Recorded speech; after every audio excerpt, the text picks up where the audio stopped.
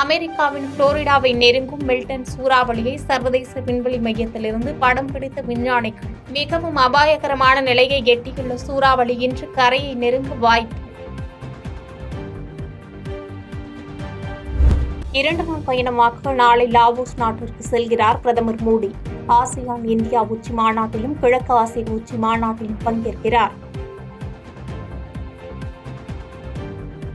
பாதகம் செய்பவரை கண்டால் நாம் பயங்கொள்ளலாகாது பாப்பா. மோதி மிதித்து விடு பாப்பா, அவர் முகத்தில் உமிழ்ந்து விடு பாப்பா.